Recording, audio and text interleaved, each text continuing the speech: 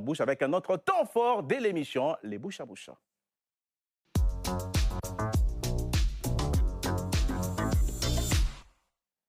Et le premier bouche à bouche, c'est entre Cédric Kanté et Aurélien Tchédjou, deux anciens défenseurs centraux qui ne sont pas d'accord sur la non-sélection des Malang Sarr pour la Coupe du Monde 2026. Devait-il être pris avec le Sénégal pour cette Coupe du Monde? C'est oui. Pour vous, Cédric, quels sont vos arguments? Moi, j'aime bien partir du terrain. En termes sportifs, il réalise une saison pleine. C'est un joueur qui a mis du temps à trouver un petit peu sa vitesse de croisière. Il est parti tôt à Chelsea. À l'époque, au niveau de la sélection, il ne savait pas trop où se placer. C'est un jeune des quartiers difficiles niçois. Il est dans l'équipe type de la Ligue 1. Il va jouer la Ligue des Champions, la finale de la Coupe de France. Au niveau de l'effectif aussi du Sénégal, il y a des petits pépins. Il y a des joueurs qui sont un peu en manque de temps de jeu. Je trouve que lui, il combine de l'expérience, de la solidité, de la fiabilité. Et en termes de statut, c'est pas un joueur qui va revendiquer une place de titulaire. Mais en termes de caractère, moi, je le connais très bien. Quand il a commencé à Nice, je le voyais souvent. C'est top personne. On enchaîne avec le point de vue contraire sur cette question défendue par Aurélien Tchédjou. C'est sûr que Cédric, il a raison, il a été super performant. Mais je me rappelle qu'il y a quelques années, le Sénégal voulait déjà le faire venir. Et il attendait peut-être le coup de fil d'une autre nation. Moi, je pars du fait que ceux qui ont mis le Sénégal là aujourd'hui, ça doit être un peu comme une petite récompense pour eux. Même s'ils ont performé en club, je parle de Koulibaly, Niakhaté, etc. Il a performé, c'est clair, mais ce critère-là, pour moi, c'est pas une nation, c'est pas un club où il faut des négociations autour d'un contrat, etc. Soit tu es patriote, soit tu es pas patriote. Pour moi, aujourd'hui, il a attendu beaucoup et puis il y a une génération aussi qui arrive, le Sénégal est en train de bien travailler. Ce serait bien de donner la chance à ceux qui sont là depuis et ceux qui tapent aussi à la porte. Il y a des arguments solides, des part et d'autre. Vous allez les départager, monsieur Nabil. Les 4 qui ont été pris en défense, c'est Niakhaté, Koulibaly, Sarr et Seck. Ouais, donc il y a une logique de groupe. Alors moi, j'espère qu'on ne lui fait pas payer justement ce que vient de dire Aurélien. Moi, je veux que ça soit sur des critères sportifs. Il est éligible avec le Sénégal, il a une double culture. Il y a d'autres joueurs dans d'autres sélections africaines et peut-être même au Sénégal qui ont peut-être mis du temps à venir. Et c'est le jeu. On sait aujourd'hui que c'est comme ça. Donc, sportivement, pour moi, il avait sa place, mais je comprends qu'il y ait une logique de groupe dans le choix de Papio. Et donc, le point je donne mon point à Cédric. À Cédric. Cédric Kanté qui a le premier point, le point de Nabil. Et le vôtre alors, José? Oui, il a fait une saison extraordinaire. Moi, je suis pareil aussi d'avis de ne pas sanctionner spécialement un joueur parce qu'à un moment donné de sa carrière, voilà, il a fait un choix qui était dicté, personne n'était à sa place. Mais je pense que justement, une sélection, c'est pas un camp de vacances. On n'est pas là pour entre copains parce qu'on a vécu une aventure à un instant T. Et donc, voilà, pendant 10 ans, on est ensemble. Aujourd'hui, il a fait une saison, pour moi, il est quasiment incontournable à ce poste-là. En France, en tous les cas, en Ligue 1, qui reste un championnat, en tous les cas, qui est vu, qui est valorisé. Il a fait partie des meilleurs défenseurs de championnat. Et donc, ça n'aurait pas été, en tous les cas, une injure ou, pour moi, ça n'aurait pas été mal vécu de le voir dans cette sélection. Point. Moi, je veux que vous soyez clair. Quand vous argumentez, soyez clair. Après, c'est vrai que moi, j'ai parlé du sportif. Aurélien a parlé de sa philosophie. Et là-dessus, on se rejoint complètement. Bien sûr. Après, voilà, moi, j'étais plus... Je suis ancien niçois, c'est un petit de Nice. Rien à dire. Et il a fait une saison exceptionnelle. Après, philosophiquement... Et surtout qu'il y a on ne sait pas où est-ce qu'il l'a né, Kalidou Koulibaly. Oui, tu as raison. Ça a trop peu joué à En fait, il y a juste un... En fait, c'est pour ça que je posais la question, mais il y a un gaucher, en fait, c'est Niakhaté. Mais... Alors après, tu peux mettre 2 droitiers. Vous avez été défenseurs centraux, vous le savez mieux que moi. Il y a les 2 gauchers, c'est un peu plus qui a été pris. Mbo voilà. Mbo, il est pris. Alors, ça clôt le débat? Vous changez le vote? Donc tu me donnes 2 points. Moi, je vais être cash. Moi, Mbo, j'ai été le voir avec le Paris FC à plusieurs reprises. Si c'est sur des critères sportifs, pour moi, le meilleur, c'est Malang Sarr.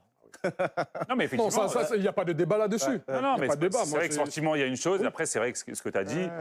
Et peut-être qu'au Sénégal, c'est un choix et il faut respecter le choix, c'est vrai. Ils ont leur logique. On va enchaîner. Malheureusement pour vous, Aurélien, vous perdez ce premier à bouche. On enchaîne avec le 3-0, avec 2 points de Nabil. Cette fois, c'est entre soir. Et pour entamer cette seconde partie, je vous propose, messieurs, d'aller prendre un avis tranché d'un abonné sur un sujet d'actualité de son choix. C'est la tribune.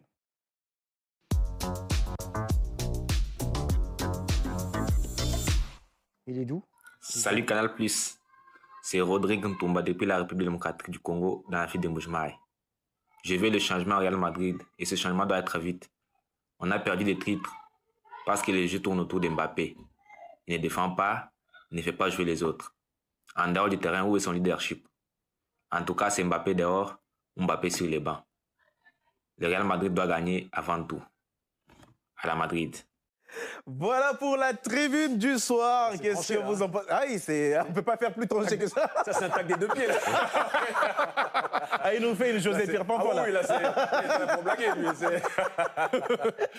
Il vient vous faire Est-ce que mal. vous rendez le tacle ou pas?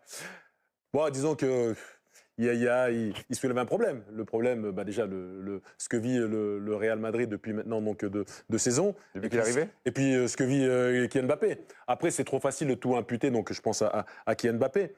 Mais on est obligé de faire une corrélation, bien évidemment, avec son arrivée et ce qui ne va plus, en tous les cas, du côté du Real. Et vous, messieurs? Non, moi, alors il faut faire un choix. Et à mon avis, soit vous assumez le choix de l'avoir pris. Dehors ou sur le banc? Ah non, non, c'est pas en fait ça. C'est lui deux le choix. options. Ah C'est non, ce qu'il a dit. pas Hein. ça, c'est pas ça. C'est lui le choix, il faut faire. Ah non, Lui, il a fait, c'est dehors ou sur le banc? Bah, pour moi, c'est. Ni dehors, ni sur le banc. Non, pour moi, C'est Vinicius dehors. C'est Vinicius dehors ou sur le banc. Et je sais que s'il y a une forme d'injustice qui est ressentie par une partie des supporters du Real, parce qu'il est vrai qu'avant qu'Mbappé. Vinicius incarne la victoire. incarne la victoire, mais là, il incarne surtout la déprime depuis que Mbappé est arrivé, puisque ce n'est plus exactement le même joueur pour X raisons. Mais si vous prenez Mbappé, vous allez jusqu'au bout de votre idée ou alors vous le faites partir. Aller jusqu'au bout de votre idée, c'est de construire l'équipe autour de lui, tout simplement. Les deux profils se ressemblent parfaitement. Mbappé, alors c'est pas exactement le même joueur à 100%, mais Mbappé, il peut dézoner à gauche dans le coin des Vinicius. Vinicius, il ne va pas aller faire la planche et prendre l'axe. Donc pour moi, il faut faire un choix clairement entre ces deux joueurs. Et ce choix-là, il doit être fait par Florentino Pérez. Sauf qu'ils jouaient bien avant l'arrivée d'Mbappé. Ils ont gagné avant l'arrivée d'Mbappé. Est-ce qu'aujourd'hui, c'est un recrutement qui s'avère être une erreur des castings? Non. Non? Non, ça ne peut pas être que Mbappé le problème. Le Real Madrid, c'est tous les joueurs. Maintenant, le petit bémol que j'ai avec ce sujet, c'est que Mbappé, aujourd'hui, c'est un leader, mais j'ai l'impression qu'il ne tire pas les autres vers le haut. Il marque les buts, on l'a recruté pour ça. Vous ne pouvez pas dire que c'est un mauvais recrutement. Il vend les maillots en plus parce qu'au Real, C'est important. c'est un business, c'est super important. Il marque les buts, comme je disais. Mais à côté, il y a ce petit problème où il y a toujours des problèmes avec les coéquipiers et tout.